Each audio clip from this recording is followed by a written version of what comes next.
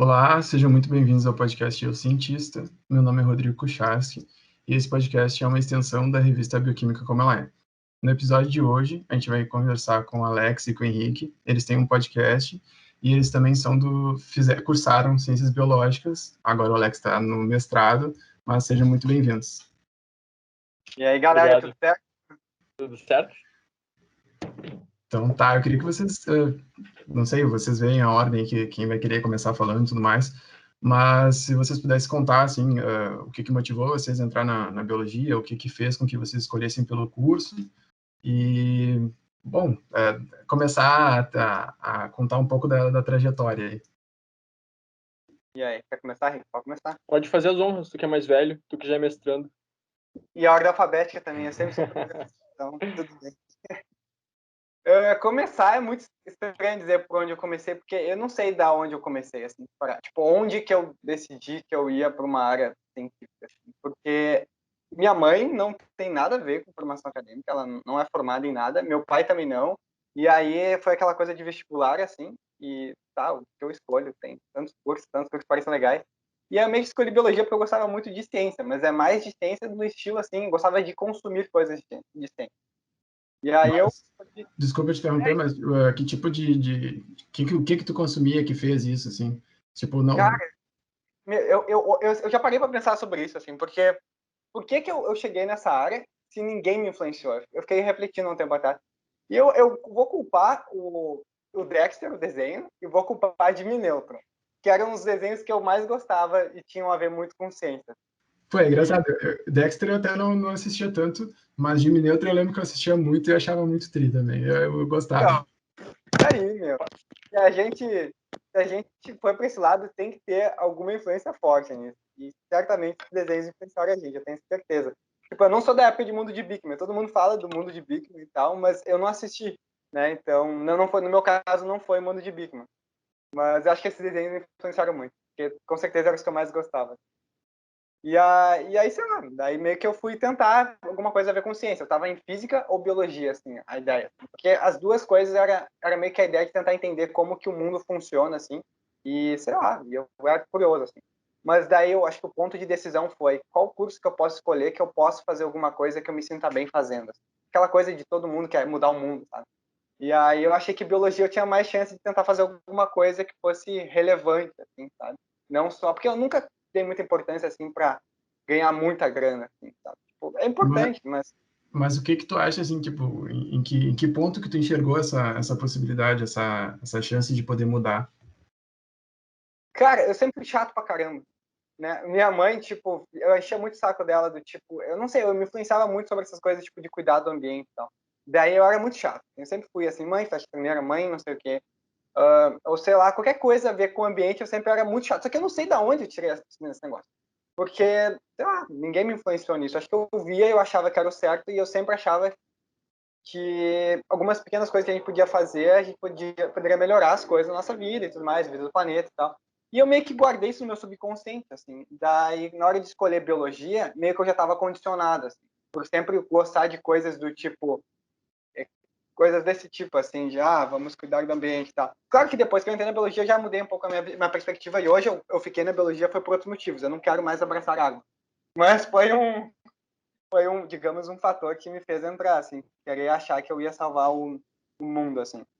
Mas é curioso, porque no fim das contas, o lado que eu fui, né, ao longo da iniciação científica e tudo mais, não tem absolutamente nada a ver com isso, assim. Eu fui para bioquímica, sabe? Uma coisa super saúde, assim. E foi, sabe? Tipo, foi, porque eu fui experimentar e gostei bastante. Assim.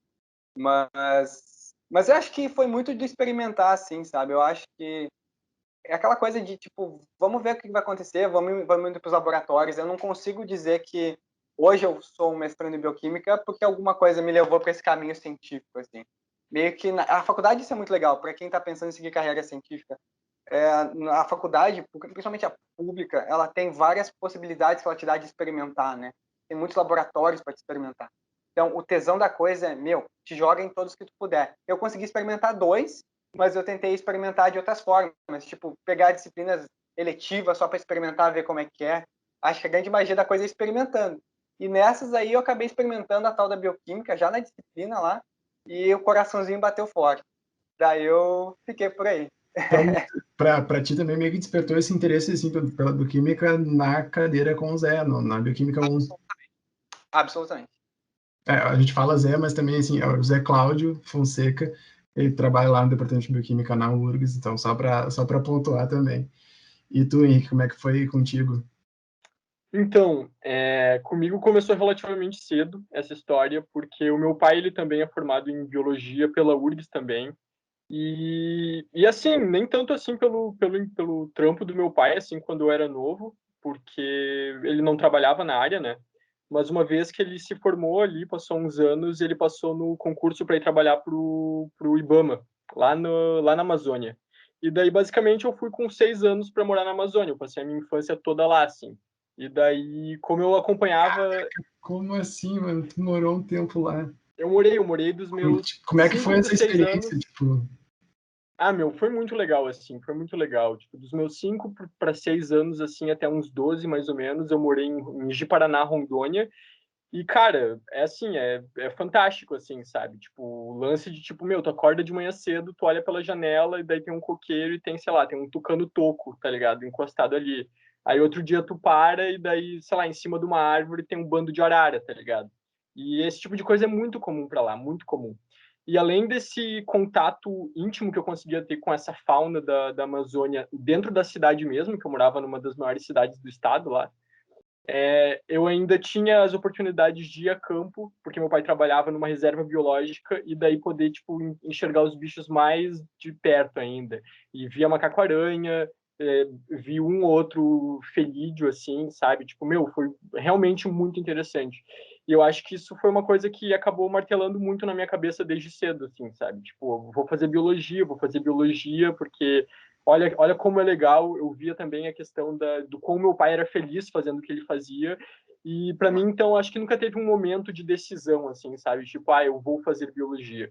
Quando eu estava terminando o ensino médio para fazer o vestibular, já era meio que um caminho certo ali. Tipo, não tinha outra possibilidade, assim, de outra essa, coisa que eu faria. esse caso não tem nem como negar que foi influência dessa. Não tem, não tem. Sem dúvida alguma. Mas uma dúvida, tu chegou a ter uma parte da escolarização lá ou tu veio para cá e teve o tempo todo aqui? Tu sempre, depois tu saiu lá da Amazônia, tu veio morar em Porto Alegre, continuou em Porto Alegre? Como é que ficou? Não, justamente por causa desse trabalho dele, porque servidor público aqui no Brasil se muda bastante, né? Então, eu morei um tempo em Ji-Paraná, justamente, lá em Rondônia, morei quase 6 anos. Daí eu vim para Santa Catarina, morei mais 2 anos. Aí fui para o Paraná, morei mais alguns anos. E daí eu vim para Porto Alegre para quando eu passei na faculdade mesmo. Então, por essa minha infância aí, eu pude dar um pulinho em cada canto assim do Brasil, conheci vários dos estados aqui do país. Então acho que essa vivência assim mesmo, sabe, de, tipo, poder conhecer um pouquinho cada canto do Brasil, ver um pouquinho de cada bicho e cada planta que tem em cada lugarzinho, é uma coisa que realmente te fascina, ainda mais quando a gente vive num país tão biodiverso, né? Então, quando eu terminei o ensino médio, assim, não foi nenhuma questão de dúvida, assim, tipo, era biologia. Bah, que lindo isso. Sim, mas que bom, né? Isso aí facilita um monte para tu ter essa certeza, assim, te ajuda muito não ter que ficar passando por, sabe, uma forma descoberta, um tempo que tu fica ali esperando ter essa inspiração, essa chance de ter contato com alguma coisa que tu gosta. Isso é muito bom. Até porque convenhamos, né, cara? Tipo, eu acho muito injusto. Tipo, eu me considero uma pessoa muito sortuda de, sabe, desde cedo já saber o que eu queria. Porque, tipo, meu, colocar esse peso num adolescente de 17, 18 anos, o que tu vai fazer o resto da tua vida? É muito pesado, sabe? Tipo, a pessoa nem terminou de formar a personalidade dela direito, o cérebro nem terminou de se desenvolver. E daí tu, tipo, e aí decide o que tu quer fazer o resto da tua vida. É complicado. Eu tive influência, assim, muito forte, até já comentei aqui em outros episódios que, assim, tive uma influência super forte de um professor que acabou colocando uma aula num período extra depois do colégio ali, tendo aula no laboratório, tipo, tinha várias coisas dentro do laboratório e ele meio que reativou aquele laboratório que estava deixaram lá e nunca mais usaram, tinha até microscópio no negócio e não era usado, sabe? Era muito absurdo, assim, aquela situação. Mas eu também tive influência dos meus tios, que são os dois são biólogos, os dois trabalham com isso, então não foi, eu acho que não foi tão direto, assim, tipo, eu ao menos não sinto que foi tão direto, eu acho que foi mais, eles acabaram ficando meio que por trás, assim, ó, dava uma ajuda, tipo, colocavam um material para quando era pequeno, um livro para eu ler, sabe, foi mais, um pouco mais, sei lá, mais velado, digamos assim. Mas às vezes Mais é gradual. influência inconsciente, né? Às vezes tu, tipo, tu tá dizendo que não, mas, tipo, tu lendo aqueles livros, eles ficam perto de ti e vão te influenciando. Às vezes a gente não Sim. nota, mas... Porque é um processo gradual, né? Tipo, é difícil tu ter um dia assim que tu, tipo, bah, é isso que eu quero fazer. Não tem esse clique, né? Tipo, acordei... Exatamente. É um bagulho que tu vai pegando, tipo, bah, gosta um pouquinho daquilo, gosta um pouquinho daquilo. Quando tu vê, tu junta tudo aquilo, tu, tipo, bah, fecha bastante nessa área. Sim. E também a gente tem total, tipo, é totalmente possível a gente trocar de curso depois, né, que começa uma faculdade. Isso também é bom salientar, assim, a gente começou, não é porque tem alguns casos que, como sempre sabia, vai ser sempre assim, né? Então, tu pode entrar no curso, pode trocar de curso, isso faz parte. Mas então, vamos continuar. Alex, como é que foi teu início de graduação ali? Como é que aconteceu? Quando que tu começou a te direcionar para um IC na bioquímica? Como é que foi isso? Deixa eu pensar. Eu não sei dizer, assim, como é que foi, assim, para ir para bioquímica, assim, porque, como eu te falei, eu fui experimentando, assim, meio que acabei caindo ali. Mas eu sempre tive um negócio, assim, tipo, todo mundo falava, assim, os meus veteranos e tal, que era legal eu ir para os laboratórios. Então eu sempre tive esse negócio, eu preciso ir para um laboratório. Sempre preciso ir para um laboratório. E aí eu fiz o primeiro semestre, não fui para o laboratório, mas no segundo eu já fui. Daí eu fui para um de evolução com o Aldo, que foi uma experiência muito legal, mas eu estava muito imaturo ainda. Então eu não sabia nada do que eu estava fazendo. Eu estava aprendendo muito, mas eu não entendia nem como funcionava direito o método científico. Assim. Sabia que ciência era um bagulho de experimentar, sabe? Mas entender um pouco mais que não é só experimentar, tem toda uma hipótese e tudo mais. Eu não sabia muito inglês também, então eu tinha que ler os artigos de inglês, assim, eu apanhava muito, então foi um momento difícil, e aí as disciplinas é aquela coisa, né, tu é massacrado no começo da faculdade, e aí tu toma uma porrada de que lado e tal, e aí em algum momento eu fui para bioquímica, eu gostei muito de bioquímica, e engraçado isso, porque eu sempre achei a coisa mais chata do mundo essa parte, assim, tipo, mais molecular. Tipo, caraca, isso é muito chato, eu preciso trabalhar com alguma coisa que eu veja.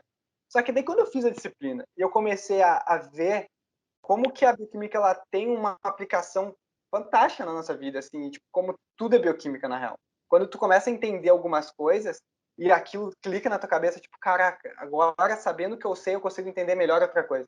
Daí eu comecei a gostar desse negócio, sabe? E aí eu fui sentindo e tal. E a bioquímica 1, ela tem um negócio que é muito legal e que eu me descobri, que ela te obriga, agora também, não sei se mudou isso, não, ainda tem bastante, que é a apresentação. Ela te obriga a apresentar 10 vezes, tipo, muitas vezes, muitas vezes. E eu era tímido pra caramba, né? E aí, esse negócio de ter que apresentar, fez eu começar a ser um apresentador meia boca pra ser melhorzinho no fim. Eu comecei a gostar disso. E aí, isso eu meio que me descobri também. Eu fui meio que pra bioquímica, principalmente por causa também da divulgação científica. Na verdade, eu estava conversando com o Zé sobre divulgação científica, e aí uma hora ele falou assim, eu tenho um projeto de divulgação científica. E na época eu sabia que era um negócio legal, mas nunca tinha feito. Daí ele falou, tá, tu gosta tanto, quem sabe a gente não vê alguma coisa para te fazer parte do projeto e tal. Daí no fim eu fui fazer parte desse projeto, que é esse que você está fazendo, que é a Bioquímica Como Ela É. Né? Fui fazer a parte disso. E aí, depois que você está fazendo parte da bioquímica como ela é, já é do laboratório do Zé, eu fui indo no lab, fui começando a meio que gostar da coisa. Mas eu diria que a maior contribuição de tudo foi apresentar lá e ver como eu gostava de tentar explicar as coisas de um jeito claro, assim, tá? Eu senti o tesão de falar as coisas de um jeito que todo mundo entendesse. Porque tu consegue ver, tu começa a prestar atenção nos olhos das pessoas se elas estão te entendendo ou não estão entendendo. E eu comecei a aprender a olhar isso. E aí, isso mudou muito a minha perspectiva de vida, assim, até, na real. De vida, assim. De tentar pensar menos no que eu tô aprendendo, mas como eu posso passar isso para outras pessoas. Hoje eu não consigo ler um negócio sem pensar assim, como que eu posso explicar isso para alguém? Virou, tipo, uma mania, tá ligado? Mas tu fazia bacharel, né? Tu não tinha contato, por exemplo, com cadeiras da educação, assim? Não, eu tinha, porque no começo da biologia, agora não é mais assim, mas no começo da biologia, tu entrava como licenciatura, e aí depois tu escolhia se tu permanecia ou mudava. E isso foi horrível para mim, porque como o Rick falou, a gente entra com 17 e não sabe o que a gente quer fazer da vida. E aí eu tinha que decidir, e a pressão era, tu decide se tu quer licenciatura ou bacharel, porque poder mudar, me diziam isso. E, eu ficava com aquele medo enorme de escolher errado e me arrepender, porque a ideia é que a biologia, ela, por mais que tenha muitas opções, o mercado de trabalho é meio preso, assim. Para quem quer fazer biologia e está ouvindo, tu não tem tanto mercado de trabalho, na verdade. Parece que dá para fazer um monte de coisa, mas o mercado não tem tanta vaga. E aí o bacharel, ele perde um lado bem grande, que é poder dar aula numa escola, por exemplo. Mas daí eu decidi que eu não queria dar aula. No momento, eu não vou ficar fazendo licenciatura pensando só no emprego, que é uma coisa que eu não tenho vontade de fazer. Tá, mas deixa eu te interromper. Tu comentou que gostava justamente. A pergunta até era em relação a isso, assim. Tu gostava de explicar, mas aí, tipo, por que tu não gostaria de trabalhar na licenciatura? Eu não sei, na época eu não tinha vontade de dar aula para a escola. Eu não sei, eu acho que é meio que um trauma da escola. Eu queria dar aula, mas eu pensava em ensino superior ou divulgação científica. Mas eu não queria escola. Não sei por quê. Na real, depois eu tive outras experiências na escola algumas foram horríveis, mas outras nem tanto. Mas eu tinha o meu escola, sabe? Eu cresci em escola pública, né? Eu sempre fiz parte de escola pública. E aí, quando eu me colocava no lugar dos meus professores, eu não me sentia bem, pensando assim, né? Poxa, meu professor se matava para dar uma aula boa e ninguém dava bola para aquilo, sabe? E daí meio que o meu background me fez ter medo sei lá, de viver aquilo de novo, assim, meio com calma, porque a escola pública ela é bem sucateada no Brasil, principalmente a escola estadual aqui no Rio Grande do Sul. Principalmente aqui no estado, né? Aqui no estado, estaduais são bem sucateadas. E aí é isso, sabe? Daí eu meio que eu quero continuar divulgando conhecimento, mas talvez eu não seja um bom professor. Mas era insegurança, na real, era insegurança. Talvez eu fosse um ótimo professor. Mas faz parte das decisões que o cara vai tomando. Como foi contigo, Henrique? Como é que foi o teu começo assim, de faculdade? Como é que foi teu primeiro direcionamento para um IC? Ou como é que aconteceu isso? Bom, parafraseando o Alex, no início da faculdade tu apanha pra caramba, né? Comigo não foi diferente nesse aspecto. Mas, assim, com relação ao trabalho, assim, com IC, eu comecei a trabalhar a partir do final do meu primeiro semestre mesmo. Eu já entrei ali na ecologia, que desde então eu não saí mais. Mas eu comecei a trabalhar ali no laboratório de ecologia humana e de peixes, com o professor Renato, que basicamente tem trabalhos, assim, com pesca e com pescadores, principalmente aqui na Amazônia brasileira, né? Então, eu tive a oportunidade de viajar umas 2 vezes para a Amazônia durante essas viagens de coleta de dados. E, assim, foram experiências muito interessantes lá. Eu enxergo como as experiências mais relevantes, assim, da minha formação acadêmica, porque beleza, tem toda a questão de tu tá lá, tu tá fazendo coleta, tu tá identificando os bichos, tem essa parte mais biologia assim mesmo, né, que tu aprende muito que é basicamente um estágio desses, né, numa dessas viagens eu fiquei um mês inteiro lá na Amazônia. Mas eu acho que o ponto que mais me ensinou, assim, foi tipo, a gente tá chegando lá e a gente, principalmente com a questão das entrevistas, da gente trocar ideia com os pescadores e sempre de uma forma muito horizontal, que a gente recebe essa instrução, né, para não chegar lá com aquela pompa de acadêmico, sabe? Que é uma coisa que, infelizmente, a gente enxerga muito dentro da academia, e eu aprendi a desconstruir isso muito lá, sabe? Principalmente com o meu trabalho, porque uma das partes do meu trabalho era tentar quantificar o que aqueles pescadores sabiam. Então, a gente tentava pegar, por exemplo, áreas de pesca, áreas de migração, áreas de desova de diferentes espécies de peixes, e daí tu ia para muitas comunidades diferentes, colocava, por exemplo, mapas lá, os caras desenhavam, e tu via como, tipo, tinha um padrão muito claro. E tu não tem outras informações científicas a respeito disso. Só o conhecimento daqueles caras, tá ligado? Então, para mim foi uma experiência muito importante de tipo desconstruir um pouco sabe, essa pompa do conhecimento acadêmico que a gente tem e que é uma coisa que é muito passada para a gente na academia, como se, sabe, o conhecimento acadêmico fosse o pináculo assim, de tudo, sabe, fosse a coisa mais importante que a humanidade já criou. E a gente vê como existem outros tipos de conhecimento além do acadêmico e conhecimentos relevantes também, assim. Então essa foi uma das experiências mais importantes que eu tive assim durante a minha formação e que ajudou a desconstruir bastante do que eu vejo como academia hoje. Depois eu pude entrar em outro laboratório, que é onde eu trabalho hoje em dia, com ecologia de interações, que é basicamente trabalhar com entomologia, assim, que é o que eu faço hoje em dia, que daí é um pouco... Só explicar o que é entomologia. Ah, sim, entomologia é o estudo de insetos, né? Basicamente, eu, por exemplo, trabalho com uma interação entre vespas e aranhas, bem interessante, mas eu sou meio suspeito para falar.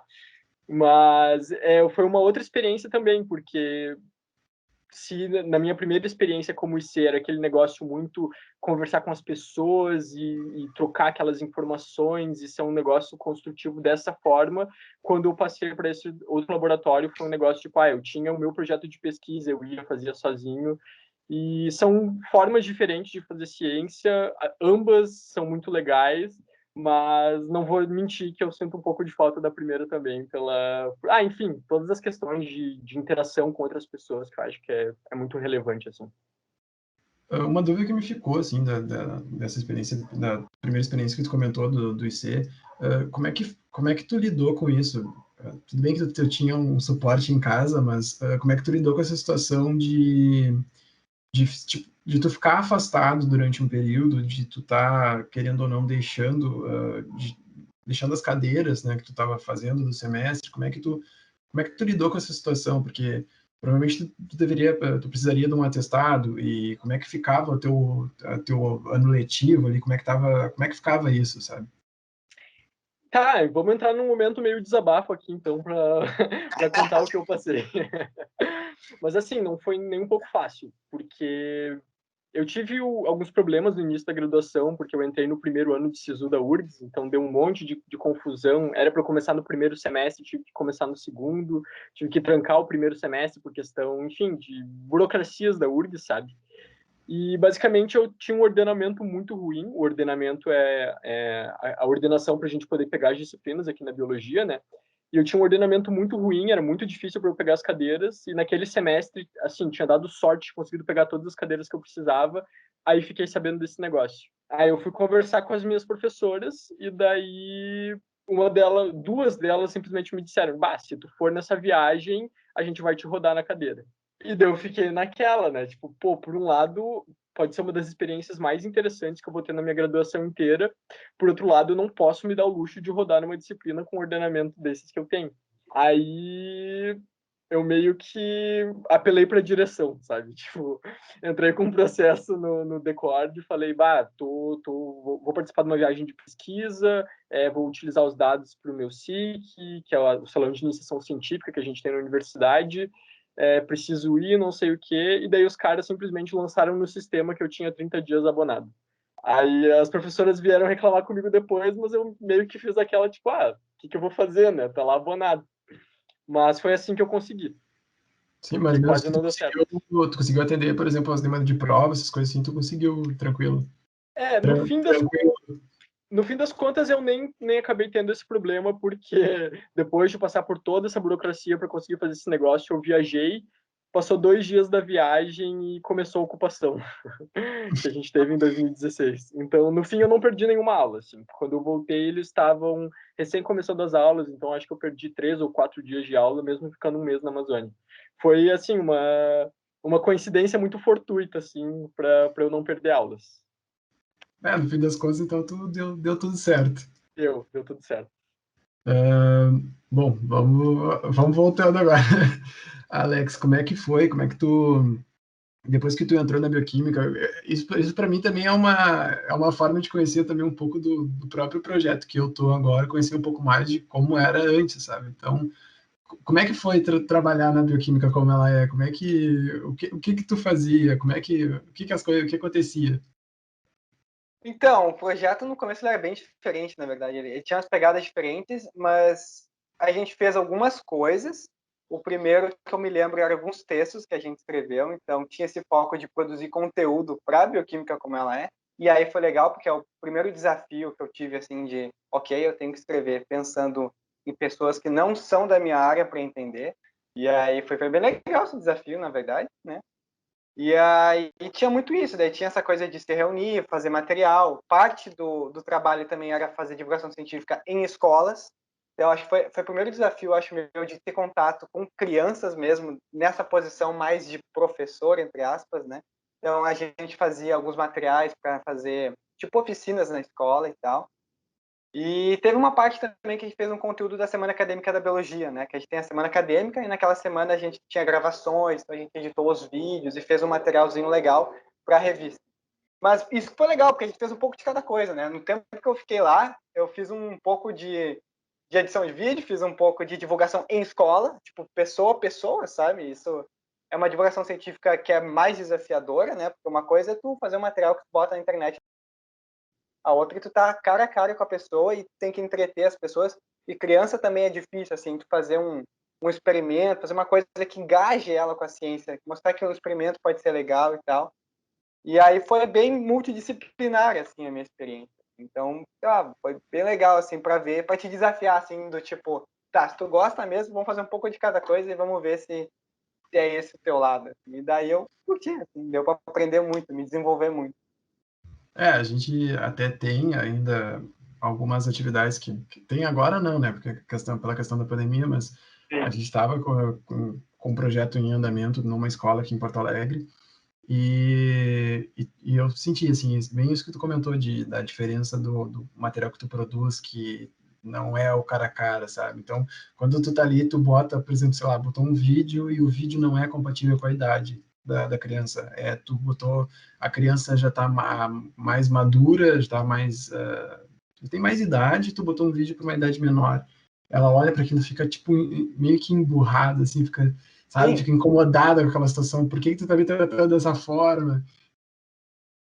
É bem desafiador, assim, mas para mim também foi uma experiência muito boa, assim, que acho que ajuda muito nesse cuidado na linguagem que a gente tem que ter, assim. Então, de tu tá preparando, tu tá colocando o conteúdo, mas tu tem que estar repensando o tempo todo na forma que tu tá colocando o conteúdo. Ao mesmo tempo que tu não quer perder o material, o conteúdo ali que tu tá querendo passar, tu tá querendo ser o mais próximo possível da linguagem, sabe? Bem complicado, mas é legal, assim. Tipo, legal pela experiência, assim, né? Eu sinto que é o tipo de coisa que ninguém pode te dizer como fazer. Tem que meio que ir lá, sentir a experiência e meio que amadurecer com aquela experiência. A gente faz lá no laboratório, outros projetos também, né? Que as crianças, daí é tipo, as crianças vão no laboratório, ver como o laboratório funciona. E eu participei também. E é bem legal, assim, porque tu tem que mostrar as coisas para elas, mas tu tem que também engajar elas a ver as coisas, a tu explicar as coisas. E criança é aquilo, né? Se não fizer alguma coisa que seja interativo, que seja uma coisa visual, assim, tu ficar explicando meia hora só falando para ela, ela vai ficar tipo, tá, tio, fala logo para eu poder ir comer o meu lanche. E é isso, sabe? Isso te desafia muito a se reinventar como comunicador. E a gente está falando aqui de ciência, mas eu acho que isso pode ser para qualquer coisa na vida, sabe? Quem não sabe se comunicar não consegue fazer nada quase, tipo, no mundo que a gente está. Então, a gente saber se comunicar de uma forma mais efetiva, assim, saber modular a nossa linguagem, é um desafio super importante. Teve um episódio aqui que foi com um guri da administração, e ele comentou sobre isso de aprender a meio que a vender o produto, sabe? Então, a gente tem que aprender, sabe? A gente não está vendendo um produto necessariamente, mas a gente está querendo despertar a atenção do comprador, sabe? É como se fosse, na verdade. Tipo, eu particularmente, eu estudo um pouco de marketing para o podcast Macacos Pelados, meu, é como se fosse um produto, assim, se tu vende como se fosse um produto, tu tem que atrair as pessoas, tu tem que reter a atenção delas, só que tu não quer o dinheiro delas, na verdade, tu só quer comprar atenção.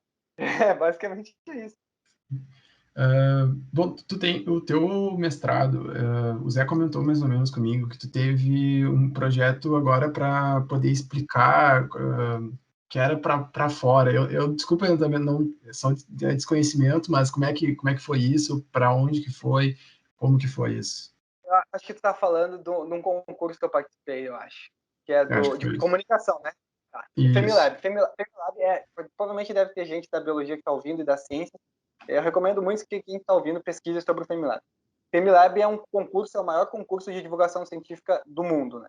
Então ele acontece em vários lugares do mundo, não são todos os países, mas são tipo, muitos países, e aí eles têm essas finais regionais, né?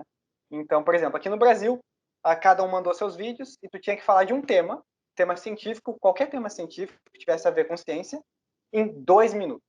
Só que é 2 minutos que eu estou falando por uma câmera, usando minhas mãos e talvez algum objeto, sem slide, sem edição, sem música, sem nada. Sou eu e a câmera. Então, é um desafio muito grande de comunicação. É um evento, talvez, mais de comunicação do que de ciência, porque a ciência, tipo, é uma parte, mas se tu não souber se comunicar, só ser científico já não funciona. E aí eles selecionam 30 pessoas, é muito legal o evento. E aí 30 pessoas vão para a semifinal em São Paulo. Claro que com a quarentena eu não fui para São Paulo, eu iria para São Paulo, com tudo pago, conhecer um lugar legal, conhecer pessoas. E aí foi offline, assim, foi tipo tudo aqui, foi pela telinha aqui. Mas foi legal igual. E aí dessas 30 pessoas, 10 passam para a final e uma vai representar o Brasil lá fora. Né? E daí, no meio desse caminho, a gente tem workshops, a gente começa a conhecer pessoas que ensinam a gente a se comunicar melhor e tudo mais. Então, foi uma baita de uma experiência. Assim, eu morri na semifinal, mas só de chegar na semifinal e passar por isso, tu já se sente tipo muito vencedor. A gente que participa do evento, a gente não se sente competindo, é engraçado. A gente sempre fala que todo mundo saiu ganhando porque tu ganha pela experiência, né? Todo mundo que tá ali ganhou de alguma forma. Assim. E no final, é muito engraçado, porque é uma competição. Tem uma pessoa que, tipo, ganha, hipoteticamente. Mas no fim das contas, tá todo mundo assim, tipo, um torcendo pro outro, assim, um falando assim, eu vou usar tal analogia, vocês acham que tá bom? E a gente vai fazendo uma troca, e no fim, tipo, até hoje tem várias pessoas que eu converso ainda. E, enfim, era essa a ideia do evento, assim, o FemiLab é fantástico, assim, todo mundo, o Rick vai ter que participar, eu já falei pra ele. Ano que vem ele vai ter que participar. Porque é uma baita Convite experiência. compulsório. Mas, tipo, como é que são essas etapas? O primeiro vídeo, tudo bem, é um vídeo que tu vai explicar aquele tema, mas as outras etapas, as outras seleções, elas são feitas de que forma? Então, tu manda um vídeo, no início tu vai mandar um vídeo de 2 minutos que tu vai falar, 2 ou 3, nossa, perdão, errei, acho que são 3. São 3 minutos. Nos explicar, não que tu precise reproduzir totalmente o vídeo, mas tu poder nos explicar qual foi o conceito que tu explicou, e tudo mais. Faço questão. Mas basicamente eles avaliam nesse concurso, é bem legal, são 3 critérios, que é conteúdo, carisma, e eu não me lembro o terceiro. Mas é tipo isso, é conteúdo, carisma, eu não lembro o terceiro, eu sempre esqueço o terceiro. Mas é basicamente isso, eles vão analisar se tu tá falando é realmente científico e se o que tu tá falando tu consegue cativar as pessoas de uma maneira que faça elas se engajar não apenas pelo conteúdo, mas avaliando a tua postura vocal, a tua postura dos braços, etc, etc. O todo, tem que ser um showman praticamente. Assim. Porque é isso que a ciência precisa, de pessoas que conversem com as pessoas de um jeito que elas se entendam aquilo, né? Por que, que a ciência hoje ela não chega em lugar nenhum? Porque as pessoas não entendem, as pessoas veem o cientista como um cara que fala grego e latim. E às vezes a gente fala grego e latim, mas não precisa, né? As pessoas não precisam saber os nomes científicos das coisas, né? E aí é legal, daí tu perguntou como é que foi avaliado, e daí na semifinal foi bem bacana, porque teve alguns cientistas, teve teve o Marcelo Taz apresentando, então passou na TV Cultura, no evento e tal, e teve o Felipe Castanhari avaliando, e foi muito legal. Por que eu tô falando esses nomes? Porque eles estão chamando pessoas que realmente estão dando visibilidade, né? Por exemplo, o Felipe Castanhari, ele não é cientista, e ele tem as falhas dele, as pessoas criticam ele, mas ele está fazendo divulgação científica. E ele fazia parte do júri, né? Então, e tinha outros cientistas. E aí foi bem legal, um evento que conseguiu para a TV, cara. Isso é muito legal. Comunicação científica estava na TV.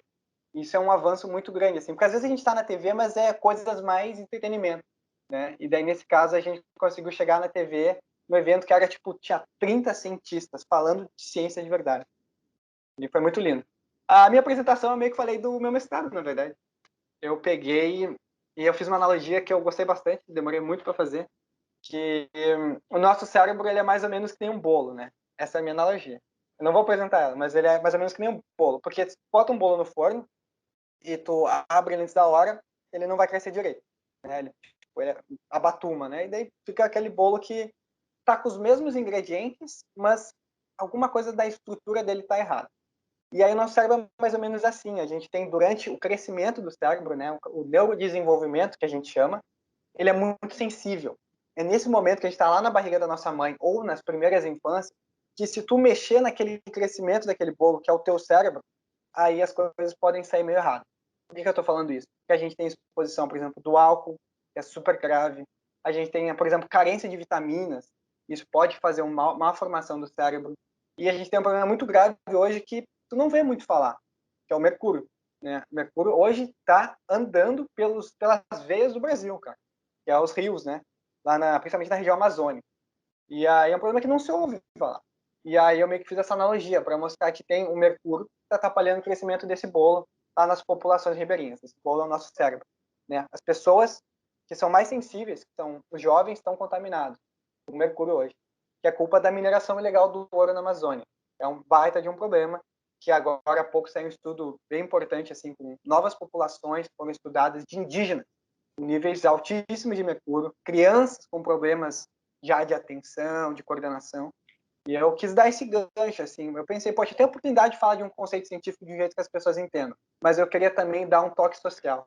Né? Então, é isso, sabe? Eu acho que esse é o papel do nosso cientista também, é tentar contribuir um pouquinho com a sociedade. E aí, justificando até o que tu comentou lá no começo da conversa, de tu querer fazer alguma diferença, fazer diferença de alguma forma. Então, tá aí, tá fazendo. estamos tentando. E, Henrique, tu comentou que estava fazendo ia fazer a prova, tu já fez a proposta do mestrado, como é que tá? A que ponto anda?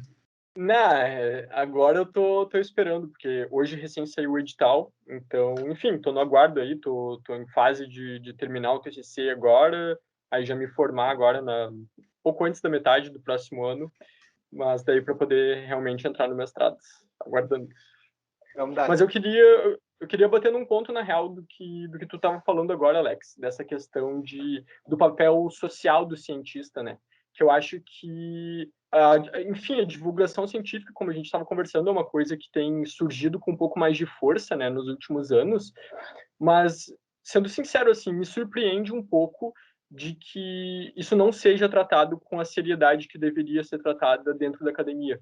Infelizmente, a gente vê pouquíssimos professores que realmente se engajam sobre essa questão da iniciação científica. E, assim, minha visão que eu tenho sobre essa questão, principalmente quando a gente está falando de uma universidade pública, das universidades públicas do Brasil, que são de muita qualidade, né? A gente tem pessoas com currículos invejáveis e que, na minha opinião, o mínimo que elas deveriam estar fazendo é, além, obviamente, de todo o trabalho, toda a pesquisa que elas vêm desenvolvendo, mas tu dá um determinado retorno para a sociedade. Porque a gente reclama muito aqui no Brasil das pessoas não valorizarem a ciência, as pessoas não entenderem direito o que é ciência, mas até que ponto isso também não é culpa dos próprios cientistas? Tem as questões de competitividade dentro do nosso meio, que infelizmente é muito grande, e existem questões sistêmicas por trás disso, né, de que a competitividade aumenta justamente porque a gente não tem muitas oportunidades, mas é meio que um mecanismo, agora puxando as questões aí da bioquímica de vocês, né, um mecanismo de feedback positivo aí, né, porque a gente fala pouco de ciência, então a população vai entender pouco de ciência, só que a população, quem vai estar elegendo os representantes que vão estar mexendo no orçamento da ciência do Brasil. Então, aquele negócio, quanto menos a gente fala, menos provavelmente a gente vai acabar recebendo, etc, etc, etc, e esse ciclo que não acaba, né? Então, eu acho que é muito importante isso que a gente tem feito hoje em dia e esse movimento que tem surgido mesmo de valorização da ciência e de falar de ciência sobre a forma mais tranquila possível, para a gente poder tentar quebrar um pouco essas barreiras e mostrar como a gente é uma potência científica e o quão importante isso é para o nosso país, né? E mais, isso deveria ser obrigação nossa, porque está entre os 3 pilares da universidade, né? É pesquisa, é um pilar, ensino é um pilar, e extensão é o 3º pilar da universidade. E extensão quer dizer, tipo, se comunicar com a sociedade de alguma forma, seja por meio de divulgação científica, seja chamando a universidade para dentro. Então, está entre os 3 pilares essenciais da universidade. Mas, com certeza, é o pilar mais frágil, que tem menos atenção, infelizmente. E isso a gente sente até nas próprias cadeiras, no ambiente, na forma como que nem o Henrique, acho que mais ou menos comentou sobre isso, assim, de ser, querendo ou não, às vezes não se tem essa visão de que o divulgador científico é um cientista, de que ele não, às vezes ele acaba desconectando, sabe, o divulgador científico do papel de cientista. Então isso também é complicado, assim. Mas eu vejo que já existe dentro de algumas cadeiras, já estão criando alguns espaços de que tu é obrigado a criar um material, obrigado não, mas é uma das atividades da cadeira é tu criar um material de divulgação, é tu fazer um infográfico, é tu fazer uma apresentação de 3 minutos, sabe? Então, acho que já começou a entrar um pouco dessa demanda, assim, já começou a entrar nas cadeiras. E até não sei se isso também não tem uma certa influência da dinâmica que o Zé colocou. Então, porque eu, ao menos a primeira cadeira que eu tive contato foi a Bioquímica 1, que a gente deveria fazer um material de divulgação para a revista, que é a Bioquímica como ela é, e esse material a gente deveria ter uma linguagem acessível.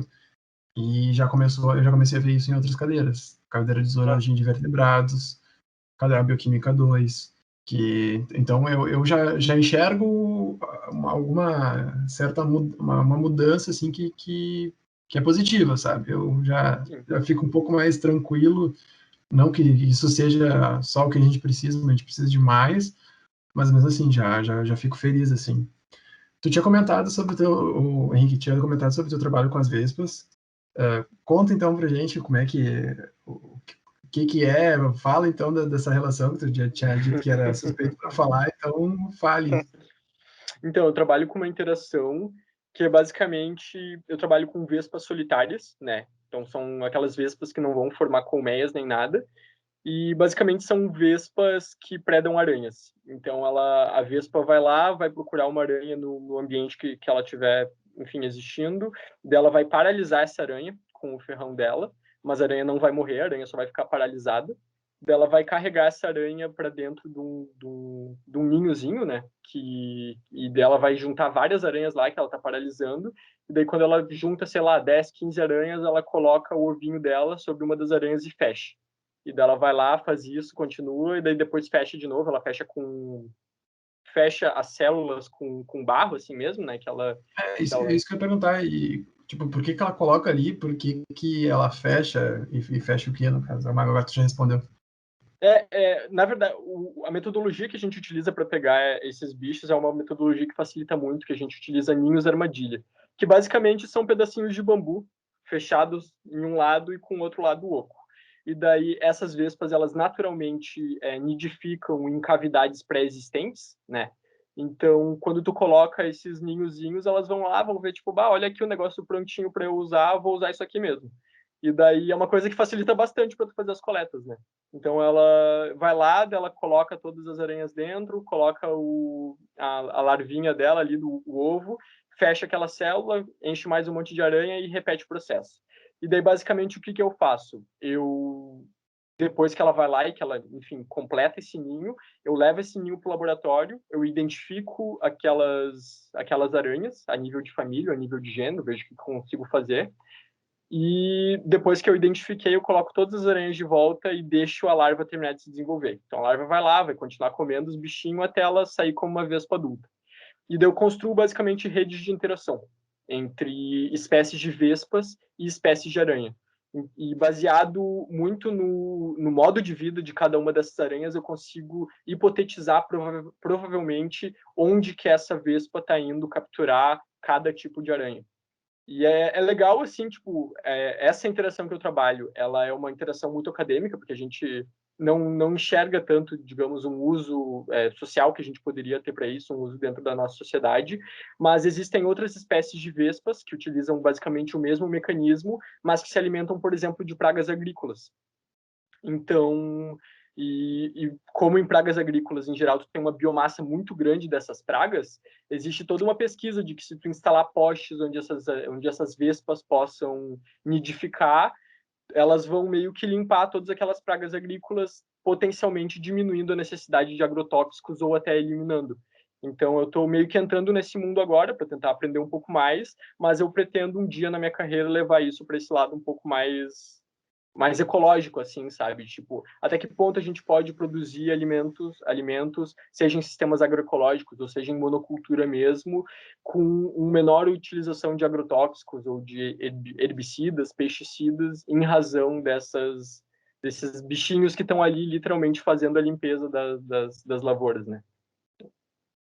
É interessante isso que esses tempos estava conversando com um amigo meu e ele me perguntou assim, eu acho que eu tinha comentado que o terceiro episódio seria sobre que o entrevistado trabalhava com percevejos, e aí ele perguntou, tipo, tá, mas que utilidade prática tem isso, né, que função que isso poderia exercer?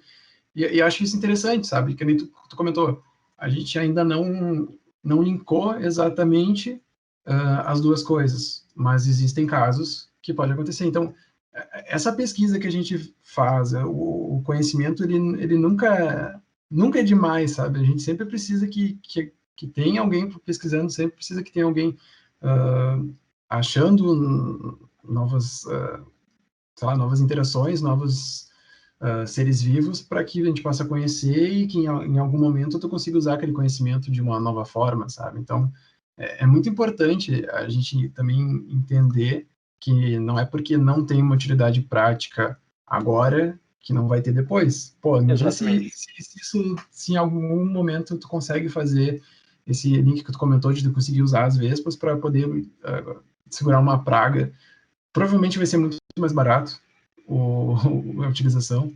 Provavelmente bom, o impacto ambiental disso é extremamente menor. Que, claro, né, também vai depender se é uma espécie nativa na vespa, né? Mas eu acho lindo isso, tipo, eu acho muito triste tu poder usar um mecanismo que já existe, um biológico, que não vai interferir na nossa saúde, na alimentação dessa agricultura ali, e tu conseguir, sabe, evitar. Tipo, fica bom para a biologia e fica bom na economia também, sabe? É muito triste. Não, e é incrível como a gente depende muito dessa questão, por exemplo, dos serviços ecossistêmicos, né? Que seria um serviço ecossistêmico, isso que eu estava descrevendo agora. E a gente depende, assim, muito disso. A gente pega toda a questão de ciclo hídrico que a gente depende das árvores para ficarem fazendo evapotranspiração e jogando água para o céu. Ou então a própria questão da polinização. A gente depende das abelhas para nossa existência, para nossa segurança alimentar, ponto final. E é literalmente os bichinhos que estão por ali, que, sabe, se a gente não jogar herbicida, se a gente não jogar pesticida a ponto de matar eles, eles vão continuar existindo e vão continuar prestando um serviço que é essencial para a gente. Então, eu concordo 100% contigo, eu acho que isso é uma das coisas que até surgem mais de legal assim, na biologia, né? De como a gente observa como diversos desses processos naturais que estão acontecendo o tempo todo e que a gente pode, não vou dizer modificar, mas a gente pode direcionar eles para ter algum impacto positivo para a gente, sob uma perspectiva de segurança alimentar, sob uma perspectiva de ecológica mesmo, de diminuir algum outro impacto. Então, concordo 100% assim com o que tu disse. Bom, então vamos para o que une vocês, né? Então, claro, deve ter também outras coisas, mas como é que surgiu a ideia do podcast? Que contem sobre a ideia do nome, contem sobre a dinâmica e tudo mais. Eu posso começar, daí tu complementa, então. Manda brasa. Então, eu sempre gostei de divulgação científica, vocês já devem ter notado, e o Rick também, ele era pilhado, então eu sempre conversava com ele, assim, do tipo, ó, eu tenho vontade de fazer, e ele falava, eu também, então vamos fazer. Só que é aquela coisa, né, vários projetos a gente fala, vamos fazer, e fica nisso, vamos fazer, vamos fazer e não vai. Mas aí a gente teve a sorte que teve um edital do Instituto Serra Pilheira para um podcast, então eles iam dar um dinheiro para um podcast. Daí poderia ser um podcast que estava rolando ou uma ideia nova de podcast. Daí a gente pensou, bom, a gente quer fazer um negócio de divulgação científica, e tem um instituto querendo dar dinheiro para a gente poder fazer isso de uma maneira mais profissional possível. Só que daí a gente teria que desenvolver um nome, desenvolver ideias, falar qual seria o diferencial. Daí a gente pegou e meio que criou, tipo, exatamente como seria ele. Só faltava começar, inclusive a gente fez um piloto para poder mandar, porque eles pediam um pilotinho de aula. Daí a gente fez, mandou, a gente não ganhamos o financiamento e tal, tudo mais. Mas, já que a gente tinha começado, aí a gente só foi, né?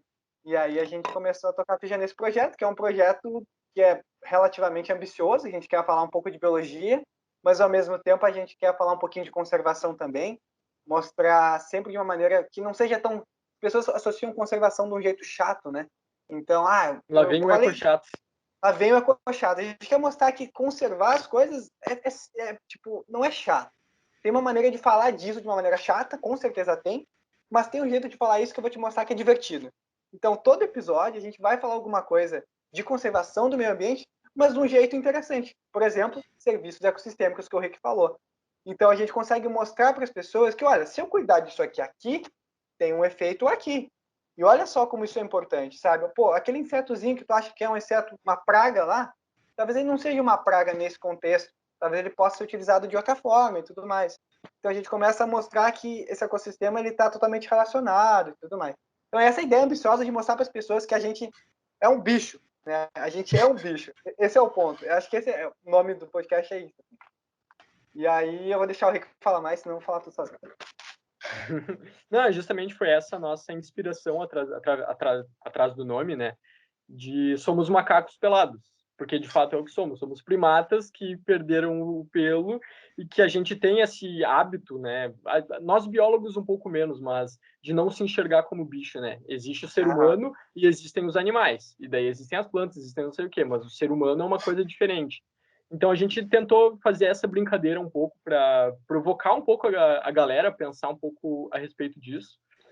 E bom, com relação ao processo de começo do podcast, foi basicamente isso aí que o Alex falou. A gente já conversava sobre essa ideia há mais de um ano, a gente começou em junho desse ano agora, né? Mas desde o ano passado a gente já trocava ideias a respeito, o que vamos fazer. Mas a gente nunca tinha, assim, estabelecido um formato, né? Exatamente o que vamos fazer. E daí a gente começou, então, com a ideia do podcast muito por causa desse edital, mas, como o Alex falou, a gente também não pretende ficar nisso. Desde do início, a gente sempre quis que mais pessoas entrassem. Atualmente, a gente tem 2 novas integrantes, a Gabriela Arnoso e a Gabriela Varros. Oi, Gabs. E aí? E aí? Não, agradecer muito pela entrada delas. Tem sido, assim, realmente muito, muito legal a contribuição delas dentro aqui do podcast. E, assim, a gente sempre tem sonhado alto, assim, desde o início. A nossa ideia é um dia tentar migrar para o YouTube, quando a gente já tiver mais estrutura, porque a gente sabe que lá dentro é outra vibe, assim, tem muito mais gente, porque, convenhamos, né, não é todo mundo que consome tanto podcast, querendo ou não, a gente que produz, a gente sabe como a gente tem um público relativamente limitado comparado com outras plataformas, né? Então, a gente tem essas ideias aí de expandir o nosso projeto, quando vê, atrair pessoas de diferentes áreas, mas sempre mantendo esse foco. A gente quer falar sobre ciência, a gente quer falar sobre ciência brasileira, e a gente quer tentar enaltecer isso o máximo possível, principalmente durante essas épocas que a gente vive hoje em dia, né? E o que tu falou é engraçado porque quando eu estava começando a planejar, a estruturar o podcast aqui, uma das coisas que eu fiz foi mandar mensagem para três páginas, se eu não me engano, de podcasts que já existiam de ciência para perguntar para eles o que eles achavam justamente sobre essa limitação que existe, né, do consumo. Tipo, porque a minha intenção aqui é levar uma coisa que está numa bolha, que não é tão acessada, e tirar de uma bolha. Só que, ao mesmo tempo, eu estou usando o podcast, que tem outra bolha. E aí eu perguntei, assim, para eles, assim, e os comentários foram mais em relação... Não foram tanto... Tipo, não julgavam que existia tanta limitação, assim.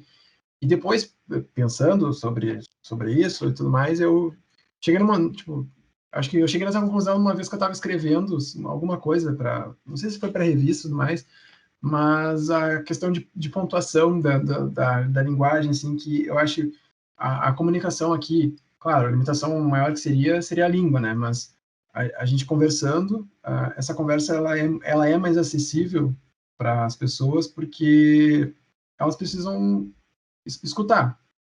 Então, elas não precisam necessariamente ter um conhecimento de vírgula, pontuação, que se tu não tem esse conhecimento, ele vai te limitar muito na leitura, porque ele vai te dificultar, ele vai te gerar uma compreensão talvez errada daquele texto. Então, e eu sinto isso lendo, às vezes, de começar a ler e aí trancar, porque tem, sei lá, um aposto, um pedaço ali que tranca a minha leitura. Pô, eu estou dentro de uma universidade, eu concluí o ensino médio, estou cursando um curso, estou num curso superior e tenho essa dificuldade, então muitas outras pessoas devem ter essa dificuldade. E eu acredito, eu deposito assim minhas fichas em relação ao podcast por isso, sabe, de enxergar essa possibilidade dentro do áudio que facilita, sabe. Então, uma das coisas que me dá uma certa tranquilidade para romper essa bolha que tu comentou, que eu também enxergo às vezes, é isso, sabe? Porque o rádio é muito famoso, ele é muito usado, sabe? E agora eu enxergo o podcast crescendo muito, assim. Eu vi algumas pesquisas comentando que o podcast o ano seria 2019, mas eu acho que ainda tem muito para acontecer, assim. Se vocês puderem falar, então, alguns temas que se vocês quiserem também falar alguma coisa em cima disso que eu falei, podem falar. Eu queria complementar isso, tipo, boa parte da minha divulgação científica que eu comecei a fazer foi escrita. E aí eu vi na pele, assim, que escrever hoje não é mais um formato que as pessoas buscam, né? Eu adoro escrever. Hoje eu criei uma paixão por escrever. Mas se tu quer chegar no número grande de pessoas, acaba limitando muito, né? Então tu tem que usar mídias mais agradáveis às pessoas. E o podcast mais para mim é mais dinâmicas. perfeito. Mais dinâmicas. Daí tem duas opções hoje que são populares. Uma é o áudio, pelo podcast, ou até vídeo. Vídeo é legal também, é legal, mas eu gosto bastante do podcast porque ele é mais democrático, como tu falou também, e ele tá crescendo pra caramba. Tipo, é com certeza o formato que mais cresce no Brasil. Tipo, toda hora tu vê as pesquisas, os dados, as pessoas ouvindo cada vez mais, eu acompanho as pesquisas, e assim, ó, tu baixa o áudio, pode ter um Spotify, pode ter o programa que tu quiser, baixa o áudio no teu celular e tu vai ouvindo, assim, não precisa nem consumir teus dados, pode ouvir enquanto está indo para o trabalho, quando está lavando a louça, tu não precisa dar atenção. E esse é um problema das pessoas hoje em dia, né? Todo mundo está correndo, ninguém quer parar para ver um vídeo, ninguém quer parar para ler um livro. E aí o podcast tu bota e vai fazer o que tu quiser. E aí eu acho que isso é fantástico desse formato, assim, as pessoas ouvem em qualquer lugar, em qualquer momento, com o celular, no computador, onde quiser, assim, e isso eu acho muito legal desse formato, assim, e eu acho que a tendência é que daqui uns anos seja, tipo, todo mundo, assim, saiba o que é podcast. Hoje não é tão popular, assim, dependendo da classe social que tu tá, mas eu acredito que no futuro vai ser super acessível, assim, e vale a pena a gente estar investindo hoje nesse formato, assim, que é massa demais. Até pela própria questão de conversa, eu acho que esse eu enxergo como um dos grandes pontos positivos, assim, dos podcasts, principalmente aqueles que tem mais de uma pessoa, né? Que tu tá ali, tu tá ouvindo duas pessoas conversando, trocando ideia, é exatamente uma coisa muito orgânica, uma coisa muito natural, que tu, às vezes, até acaba se sentindo parte daquilo, né? Quantas vezes a gente escuta das pessoas que escutam há muito tempo, 2 malucos, 3 malucos que fazem podcast, e que tu meio que se sente quase que amigo daquelas pessoas, porque tu tá ali sempre ouvindo, e a galera brincando, etc, etc. Acho isso que é um ponto muito interessante também, né? Essa horizontalidade. Eu queria carinho eu tenho carinho pelos podcasts que eu ouço, tipo, parece que eu sou amigo deles, é isso mesmo, eu ouvi tanto, tipo, parece que por exemplo, eu via muito Nerdcast que o Átila participava, antes do Átila fazer vídeo, eu nem sabia que ele fazia vídeo, eu tava ouvindo um Nerdcast com ele, e parecia que ele era meu amigo já, assim, porque tanto ouvia a voz dele, assim, sabe. Se eu ver na rua, eu acho que eu vou, opa, e aí, tudo bem? Ele vai falar, aqui, falou, é bem isso. Não, mas é bem isso, assim, parece que tu tá sentado junto na mesa da conversa, assim, então é muito triste, tipo, e eu acho que isso também é uma possibilidade que tipo, pô, daqui a pouco tu tá sentado na mesa de conversa de um cara muito foda, sabe? Então, tipo, pô, tu entrou naquela conversa ali, tu sentou pra conversar, tu não tá falando, mas tu tá sentado na conversa ali, tu tá escutando, sabe? Eu acho muito tri isso, assim. Bom, então, para a gente se encaminhar para uma finalização, pedir para vocês darem podemos continuar, podemos fazer outro episódio, mas, então, se vocês puderem dar uma indicação para a gente, obviamente, falar do podcast de vocês, de repente contar um pouquinho aí alguns títulos, alguns episódios, e indicação de livro, indicação de série, filme, ou de uma pessoa, do que for. Vai lá, Rick, pode começar. Pode começar, eu tô abrindo uma coisinha aqui. Cara, eu tinha pensado se eu indicar algum livro, alguma coisa, mas eu não vou indicar nada específico. Eu vou indicar, consuma coisas de ciência, assim, valorizem a ciência brasileira, assim.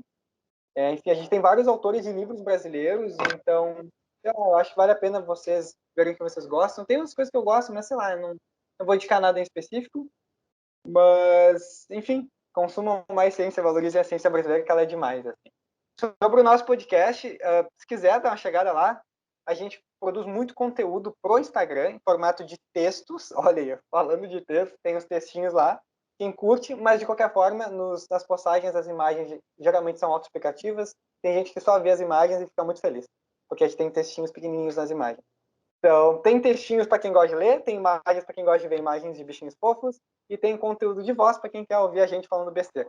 Então, @podcast Macacos Pelados é o nosso Instagram. Talvez num futuro breve a gente esteja no YouTube, tomara, ou talvez em outro formato. Vamos ver o que o destino nos leva. Dentro do podcast, dos episódios mesmo, a gente faz principalmente episódios onde a gente pega e a gente começa a destrinchar um assunto. A gente tem episódios que a gente ainda vai lançar, já fica o alerta de spoiler aí, com entrevistas com pessoas que a gente começou agora há pouco tempo. E também a gente tem episódios comentando notícias que tenham algum fundo biológico por trás, então a gente pega e a gente tenta explicar um pouco os conceitos biológicos por trás daquelas notícias, que daí são coisas, enfim, que estão perpassando pela mídia, né? E, bom, aproveitar então a deixa que o Alex deixou de indicação de livro, eu gostaria de indicar muito um livro do Stephen Jay Gould, que é Viva o Brontossauro. O Stephen Jay Gould, ele é um grande biólogo evolucionista, né? Infelizmente já é falecido, mas que teve um impacto muito grande nas teorias, nas sínteses que a gente tem da teoria da evolução, né? Que foram todas desenvolvidas durante o século XX. Teve um papel muito grande dentro desse processo todo. E esse livro em específico, Viva o Brontossauro, ele é uma coletânea, onde ele pega basicamente diversos exemplos biológicos de coisas que são curiosas e ele explica sob uma perspectiva extremamente didática, muito, muito, muito didática. A forma como o cara escreve é muito legal, é muito envolvente, é um dos meus livros favoritos, é sem dúvida alguma o meu autor favorito, e eu indico bastante para quem tiver interesse, porque com certeza a tua visão sobre divulgação científica e sobre o que é biologia e sobre o que é evolução, por que é um processo tão interessante, vai mudar bastante depois dessa leitura. Então, fica aí a recomendação. Ótimo. Isso que tu comentou da forma como a visão muda, isso é muito engraçado, assim, tipo, tu começa a ler um negócio, daqui a pouco aquele negócio que tu leu, tu já começa a enxergar em outras coisas, isso também serve muito para a faculdade, assim, tu começar a ter uma visão diferente de uma coisa que era tão do teu cotidiano, assim, isso é muito louco. Mas, então tá, eu agradeço a presença de vocês, fico muito feliz de ter mais um podcast aí presente nos nossos episódios. Fala. Não, eu só ia dizer, vamos lá, é isso aí. Podcast, quanto mais podcast, melhor. Exatamente. Não tem. Às vezes as pessoas ficam nessa, é competição. Não tem. Acaba se ajudando e não tem. Eu fico feliz de conhecer, até porque eu não sabia que acabei chegando em vocês por um outro convidado que teve aqui, pelo professor que é meu orientador, então eu acho muito triste. Então, só vou agradecer aqui o pessoal do Napead, que faz a edição do nosso podcast. Eu peço que vocês então entrem nas nossas redes sociais, que todas são a Bioquímica Como Ela É, e que acessem também nossa revista para conferir os materiais que são postados lá com os conteúdos de divulgação científica. E até uma próxima. Tchau, valeu pelo convite. Até mais. Valeu, gente. O podcast Eu Cientista é produzido pelo Napead, produção multimídia para a educação da URGS e com a edição de Gustavo Maluf.